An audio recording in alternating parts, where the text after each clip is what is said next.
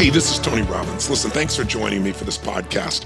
Today, I'm real excited for you because whenever you talk about how do you really dominate in the marketplace, most people are taught that you get into business and you fight for competitive advantage. You try to battle for some portion of the market share. But I'm here to tell you that's totally unsustainable. If I had tried to just compete for market share in the personal development business, it's a pretty small market. But what I really wanted to do is I wanted to affect a much larger audience. And I looked for ways to deliver that in ways that had never been delivered before. So I believe if you want an advantage in business, if you do what everybody else does and you do it better than everybody else, you get a tiny competitive advantage. But if you do something no one else is doing in your space, you get a geometric advantage. And I can tell you, whenever I'm talking to people in my business mastery seminars, one of the first questions I ask them is, what business are you in? And people usually give me an answer like, well, I have a restaurant and a catering service. Or, we have a CRM system that's superior than anyone else in the world. And whenever they say these things, they usually, or I'm a lawyer, or I do, I wholesale cars. And usually they describe the process of what they do, not the benefit of what they do, which is the first place everybody's got to start. If you can't communicate what you're doing, what your company is in a way that creates curiosity and is compelling, if it's not compelling for you, first of all, it's not going to be compelling for anybody else. And what will make your business more compelling is if you also maybe ask yourself another question, which is, what business do you need to be in? Instead of saying I'm in the restaurant business, maybe I'm in the business of creating environments where magnificent food and sensual desires are met for every client. I don't know, I'm making it up. The point of the matter is you need to be able to create something that's truly compelling, but you also want to say, where can I compete where no one else is competing? My dear friend Mark Benioff practiced what this interview is all about, which is the blue ocean strategy. Mark came to my seminar, 15 years ago, and he'd been to 3 Unleash the Power Within seminars in a row. And he said, you've pushed me over the edge. I'm going to leave my current job and I'm going to start this company called Salesforce.com. And I want you help me to start it. And we're going to change the business world. We're going to do $100 million in business. Well, today I tease Mark about it. 15 years later, he's going to do about $7 billion, I believe, this year, on his way to $10 billion very quickly thereafter. It's been quite a growth patch. But part of that is he opened up an area where no one else was competing. There was not a giant focus on this idea of really living in the cloud, putting your business in the cloud. It seemed so insecure. It seemed something businesses wouldn't even imagine back in those days. But Mark found that space and became the king of that space. And as a result, he dominates at this stage. So you're going to get a chance to hear an interview with the woman who created the blue ocean strategy as a concept. It's certainly been around, but she put the concept on it. I think the concept understood fully can move any business person towards greater success. And her name is Renee Mauborgne. Her colleagues not with her also wrote the book with her, W. Chan Kim. But I think what you're going to find out is blue oceans are really where demand is created rather than fought for. If you're in a red ocean, it's one where there's a lot of competition and you're fighting for a little bit. So think of, Netflix. They blew up Blockbuster because they went after a different environment. Blockbuster had the chance to buy Netflix for $50 million early in its career. They were doing $3 billion at Blockbuster at the time. And they thought, we can do this ourselves. They didn't understand. These people within a few years had rented their first billionth video and they still didn't pay attention to them. They didn't understand these people were opening up a blue ocean versus working in the old red ocean. Amazon did it with brick and mortar shopping. Uber's done it with taxi cabs. So I think you're going to really, really enjoy this. And our hostess for this session is Anna Jorg. She's going to do the interview and she's going to really give you an understanding of some of the most powerful insights in this best-selling book, Blue Ocean, the strategies you can use right away. And listen, be sure for the end, because I think you're going to find there's some really practical ways for you to start looking at this and creating what I call a strategy canvas, something that can really allow you to see where you are in the marketplace, how you compete. Again, whether you're an army of 10,000 employees or whether you're a business that's got 2 people, you still need to be able to grow your business by, again, innovating the marketplace in which you enter. So enjoy the podcast, and I look forward to hearing from some of you soon. Many of us have been taught to believe that in business, success and prosperity come by edging the competition out, fighting for the competitive advantage, battling it out for market share, and constantly trying to find new ways to differentiate and distinguish ourselves. But is this really the way to create sustainable, profitable growth? In the international best-selling book, Blue Ocean Strategy, Renee Mauborgne and her colleague W. Chan Kim liken cutthroat competition to a red ocean of rivals fighting over an ever-shrinking profit pool. By examining 150 strategic business moves spanning over 100 years across 30 industries, the authors discovered that real, lasting success does not come from fighting the competition, but from creating blue oceans, that is, untapped new market spaces that are primed for growth. These strategic moves, which the authors refer to as value innovation, yield substantial leaps in value that have the power to make the competition irrelevant. Here to speak more about the Blue Ocean strategy and how you can use it to chart a new path towards success is Renee Mauborgne, professor at INSEAD and co-director of the INSEAD Blue Ocean Strategy Institute, and author of best-selling book Blue Ocean Strategy, which has sold over 3.5 million copies across 5 continents and was recently updated and expanded in 2015. Renee, thanks so much for joining us. Thanks, Anna. I want to start just by asking the basic concept. What is a blue ocean strategy? How is it different from traditional competitive strategy? That's a great opening question. Blue Ocean Strategy is all about how can any company or organization break out of that red ocean of bloody competition or existing industries to create uncontested market space and, as you articulate, make the competition irrelevant. And the way that it does that is by simultaneously pursuing both differentiation and low cost. The beauty of that is it creates a huge win for the market. When you're differentiating low cost, you have fans, not customers, but it creates strong, profitable growth for the company. So it's about creating that win-win. And I think the way that it principally differs, and you said it very well in your introduction as well, is that traditionally strategy has always been thinking about the competition, right? Competition-based strategies. So when companies think about what they want to do, they focus on benchmarking the competition and striving to be better than them. But the more they look to the competition ends up setting their strategic agenda. And the ironic impact of that is that the more you look to the competition, the more you end up looking like the competition, in effect achieving the exact opposite of your intention, which is you commoditize yourself and your industry. When that happens, you have the exact opposite result of Blue Ocean Strategy, which is your differentiation goes down, you look like the competition, but because you're matching every move, your cost structure goes up. And so that was what we see, what we call red ocean strategy or competitive strategy doing. Blue ocean is, of course, the opposite, not looking to competition, but looking to make it irrelevant. So that would be the key differentiators between the two. Great.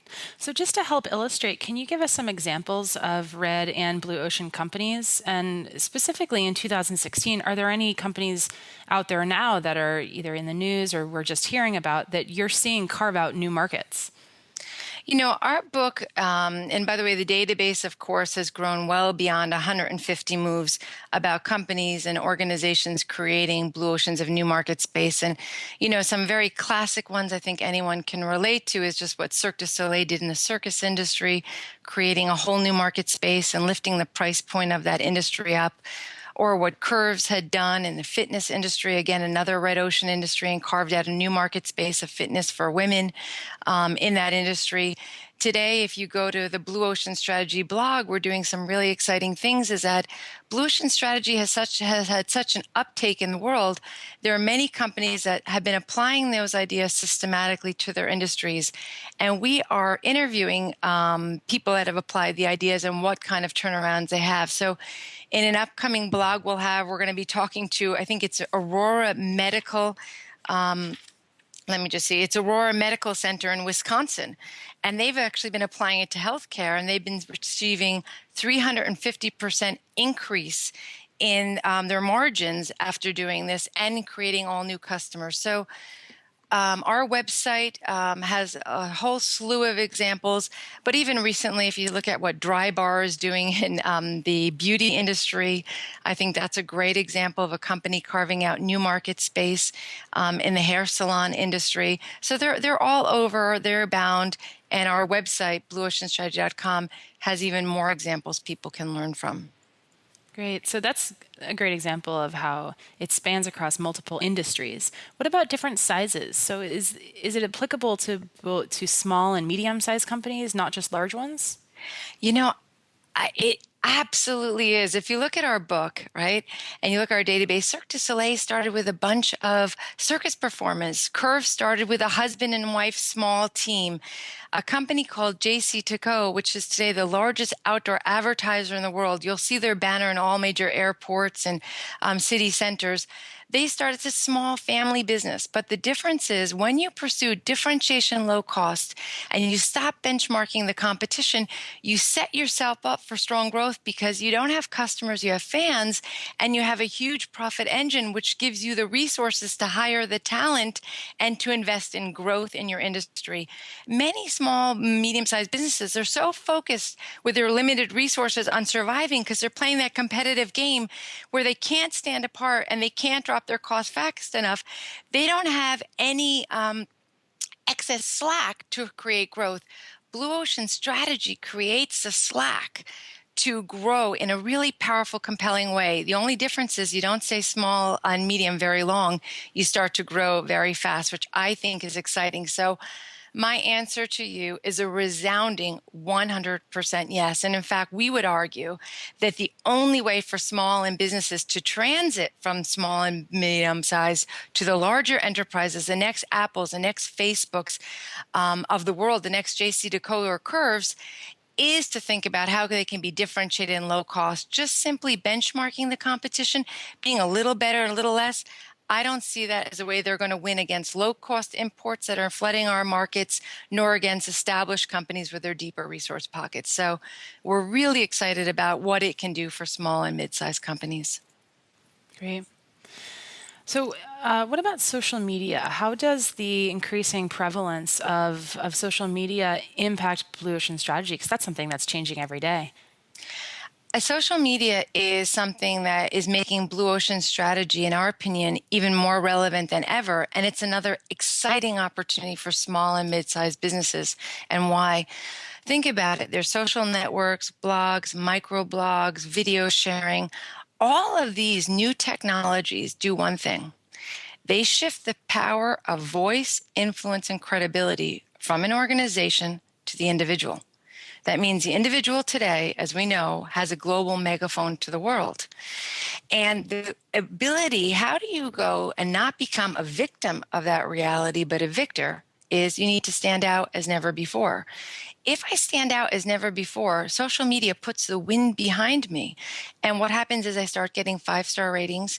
People start blogging about me. People recommend me. They give me thumbs up. And they start creating fan videos of me that go on YouTube, and it can go viral. So you can, as long as you stand apart, you can leverage all of that. You can't really hide as an organization anymore being just a me too, and you cannot overmarket yourself. So if I'm a small and mid-sized business, I really want to focus on how do I create a blue ocean, be different and low cost, and know that by being small and medium sized, I have actually more flexibility and more entrepreneurial natural instinct within me than a large bureaucratic company. And then in doing that, start creating that blue ocean and then start to leverage the power of social media to get the world to hear about me. So it's a tool you can leverage if you're different, and it's a tool that makes being different more important than ever. If you're not different, you don't stand out, you're going to get lost in the crowd, or even worse, the world's going to report on how ordinary or poor you are. So Blue Ocean's going to matter more and more in the future there. Yeah, in social media in particular, I think a lot of small businesses struggle not just with the resources and the time to execute on any strategies they might have, but they don't know what their message is. But that's great that, it's further confirmation that if you are differentiated already in the core and the nature of who you are as a business, it makes social media so much easier to execute. Well, you make a really good point there, though, Anna. I'm not talking about you develop a social media strategy because a small business might have limited resources. Maybe you're blessed. You've got some young people that are really talented and can do this, but maybe you're not. I'm really concerned about, am I creating a product and service worthy of people giving me 5 stars? Am I creating one worthy of people speaking about me? Because if I am going to get some influencers out there or some people in the local media to come, and I'm going to give them a free sample of my thing. And I'm going to say, try it. And if you love me, do me a favor. Can you give me a rating on this website? Can you write about me? You don't want to do it because you're going to use social media. I think there's a wrong understanding. I'm not saying small and medium size. I'm not saying they shouldn't. But what we are saying is create something worthy. How much can I, as one small organization, influence the world through social media? Maybe limited, but if I create a great product and service, I can get everyone else to talk about me. That should be the objective. How do I make myself worthy of the world wanting to talk about me and celebrate me? So I've got to focus fundamentally on making my product and service stand apart and have lower costs. And when I do, that's the ultimate engine for 5-star ratings, for people wanting to blog about you and put your product and service in front of people. You can, if I started Dry Bar, I would invite the free press over and say, hey, I'll give you a free blow dry. What does it cost me? 1 day of lost revenues or 20 lost blow dries? But in return, if you think it's great, could you drop us a mention? Can you do something? And if not, you don't need to say anything. And then you can also test the proof of the quality of what you're doing. But I guess my goal would be not that we need to tell the world how great we are, create a product and service, put it in the hands of a few, and let them start doing it. And that should be our objective with leveraging the power of social media, not us talking, but getting the world to talk about us. Sure. No, that makes perfect sense. In other words, get brand advocates. And Tony talks about that a lot too when he talks about creating raving fan customers, because those are the ones that you're going to have for life. If you just have satisfied customers, they will leave you when the next best thing comes along. And Blue Ocean Strategy does that. People look for Cirque du Soleil. When can I go despite the price of the ticket? I can't tell you how many executives I know that were living in Europe and they said, this was 10 years ago when Starbucks was nowhere around the world yet. They'd say, oh, I can't wait. I asked my driver to tell me where the closest Starbucks is. People search these companies out. And that's what you want to do. You want, what would it take for us to make the competition irrelevant? The challenge we give companies is, what would it take to win the massive buyers with no marketing? When I give that challenge, what does that mean? I'm not leveraging marketing. I have to be so good. People want to talk about me. When you ask that question, you're forcing people to think in a fundamentally different way in their mindset, because simply benchmarking the competition being 5-point better is not going to make that happen. And so you start a new process of thinking. That's what Blue Ocean does. It gives you different sets of questions so that those questions lead you to think in different ways and get different answers that let you see the world in new opportunities. So it sounds like you're almost reinventing your business from scratch. And that kind of brings me to the next question about, is it necessary to acquire new talent and literally have fresh minds in your business in order to create a blue ocean? Or, are people who are really accustomed to competing in a red ocean, are they capable of creating a blue ocean offering? We believe that everyone is capable of creating a blue ocean. Everyone has innate creativity.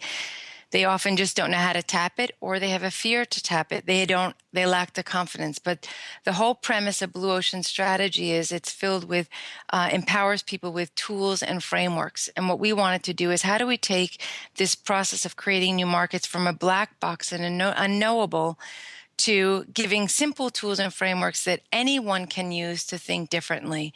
And so, yes, anyone can. That's the whole premise of Blue Ocean Strategy.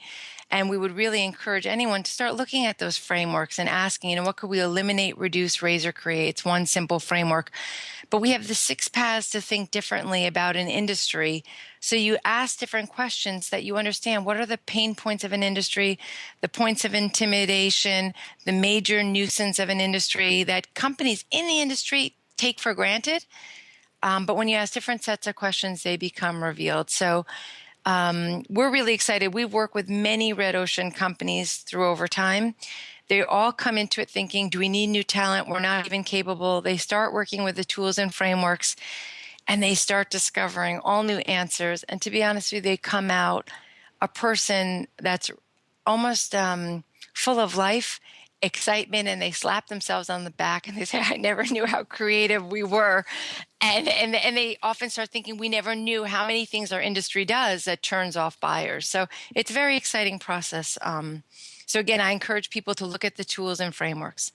So Renee, what would you suggest people do if they'd like to start acting on some of these tools immediately? So that's a great question, Anna. I think that if a company wants to start in a casual way to explore what Blue Ocean Strategy and some of these frameworks might be able to do for them and their business, A good way that we usually suggest companies to do is to get their people together, usually on a Friday afternoon when people are more relaxed, have some beverages and some food, keep it light, and use the first tool, which is what we call the strategy canvas. And the strategy canvas is on one page, simple one-page analytic visual, which has on the horizontal axis, you write all the factors you compete on and invest in your industry. And on the vertical axis is what do buyers get? A low level or a low level or a high level of that offering.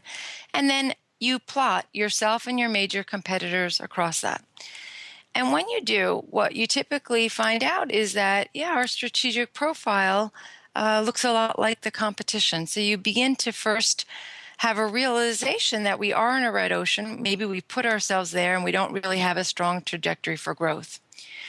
And then the second thing, once you have that impetus and realization that we do need to change and we understand what the competition is doing from a high level, from buyer's point of view, second thing is understanding, well, who are all the customers we could use for growth if we want to grow?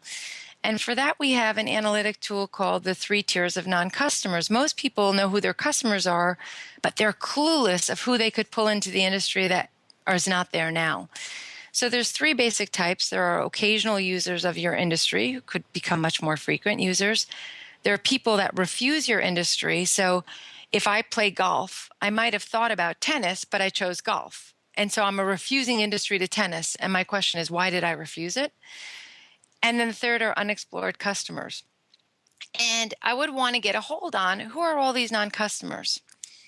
Once I've identified that with my team on a Friday and we see there are all these people potentially, I would just pull the last simple analytic, which is called the eliminate, reduce, raise, create grid.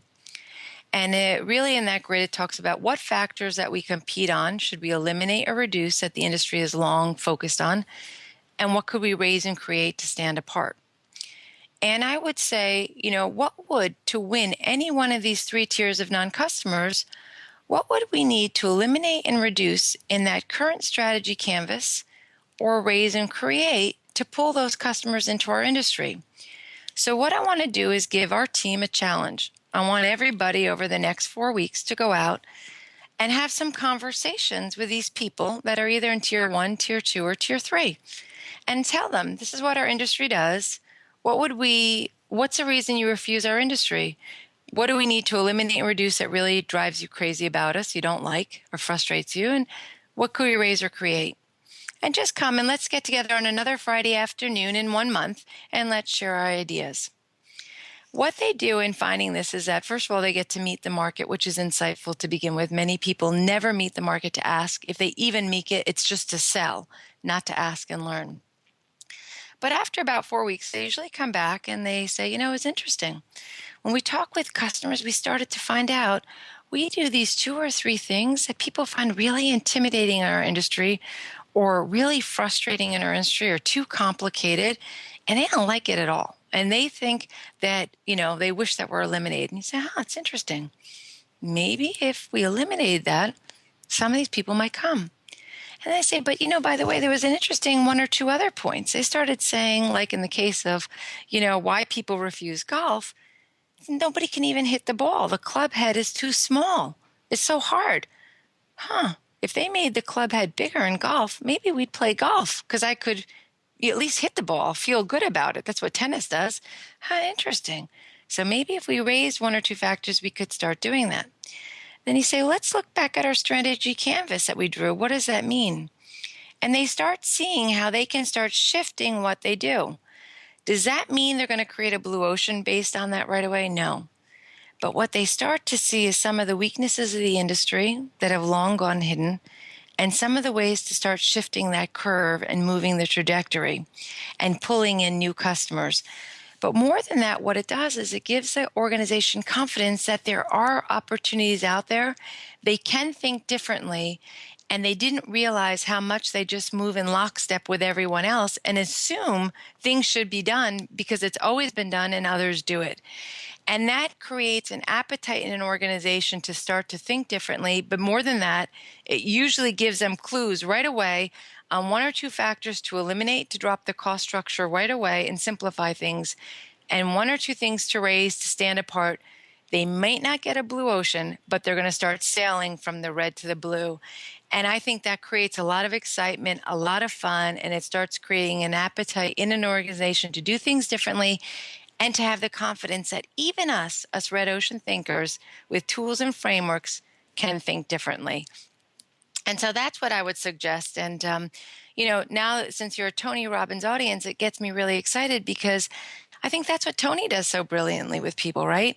He shows people you can change anything in your life if you have the right mindset, but you have tools and frameworks to help you get there. And I think that's what this process does. So I would encourage everyone, Friday afternoon, get your people together, have fun, draw your strategy canvas, one page, see what the industry does. Then think about and identify who are the non-customers you could pull, and then go to the market, few simple interviews, and ask what could we eliminate or create to get you to come to our industry. And that's going to set you on the path to starting to sail towards the blue. And then, of course, read the book in full. Great. So how can these businesses ensure that the blue ocean they are creating will unlock a commercially compelling blue ocean, right? How can they test to see if people will buy? Great question, Anna.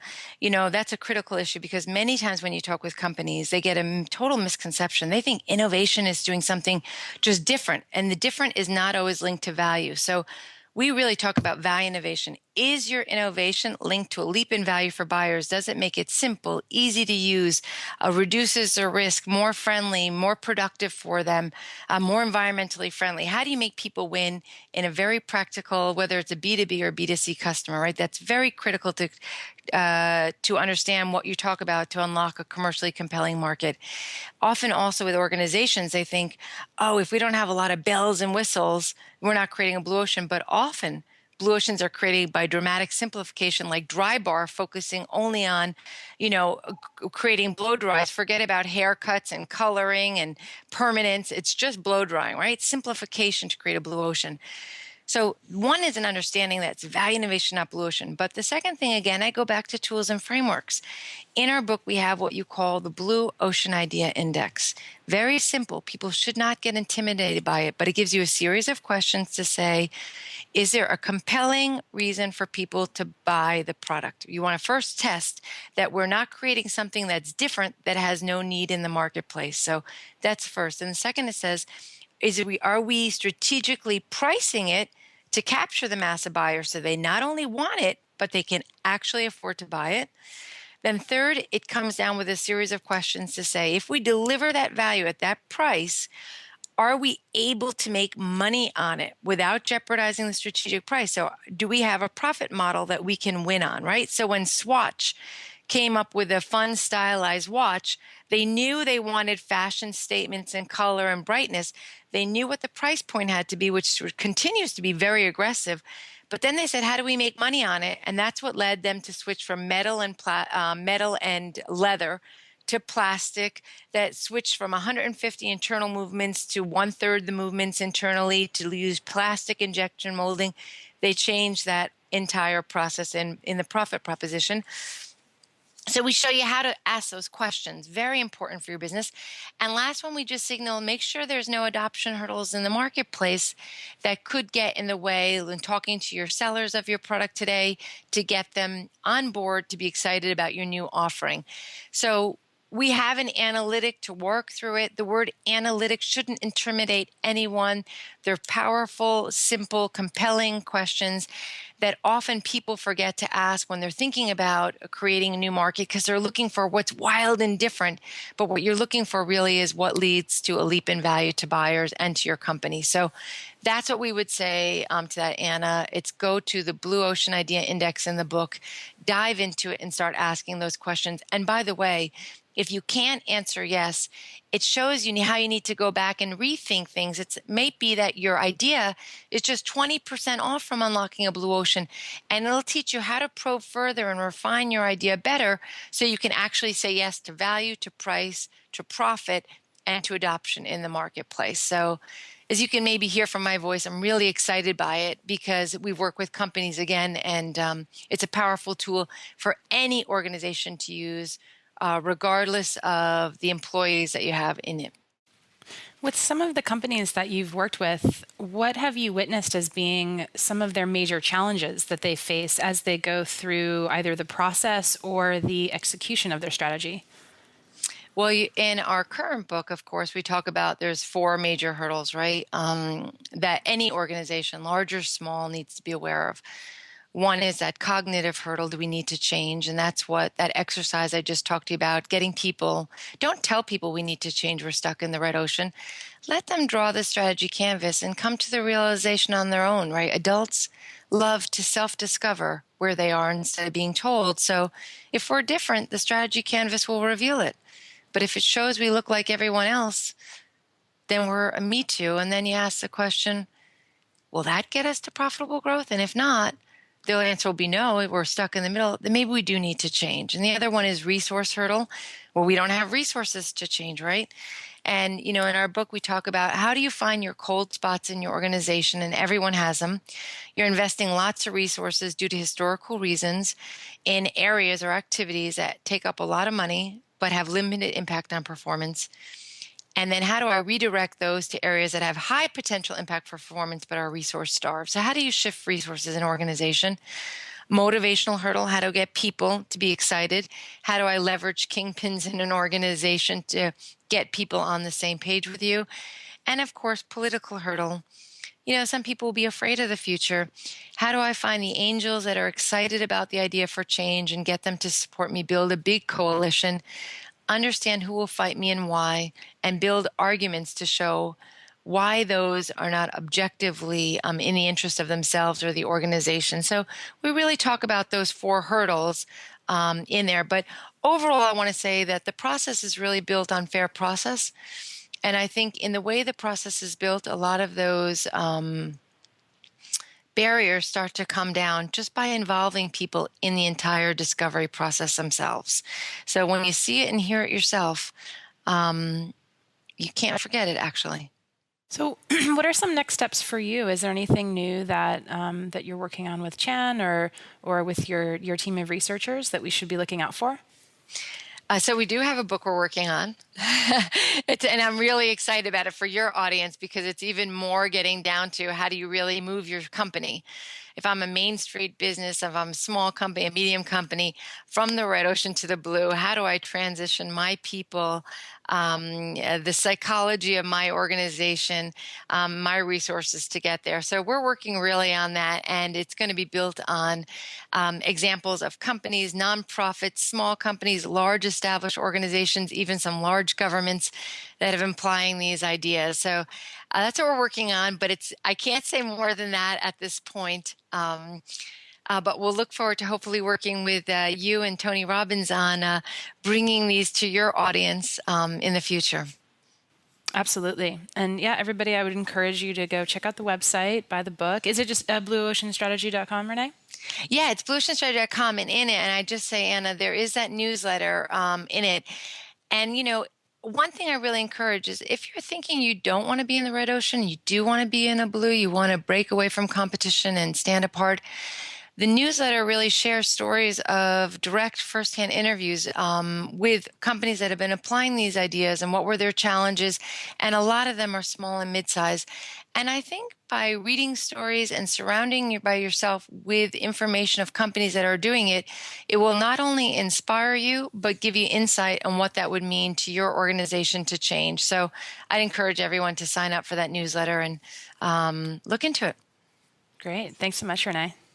Well, thank you. I love being with you, and I'm a big Tony Robbins fan. I want to walk on a fire with him one day. We can arrange that.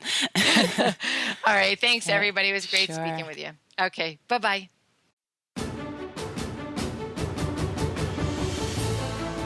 Do you have the right mindset and skills to take your business to the next level?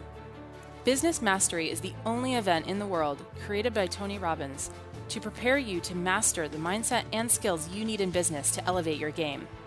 A one-of-a-kind, immersive program, Business Mastery will allow you to understand the critical factors impacting your business, then refocus and realign with the strategy and psychology you need to compete and innovate in any economy. Remember, business success is 80% psychology and 20% mechanics.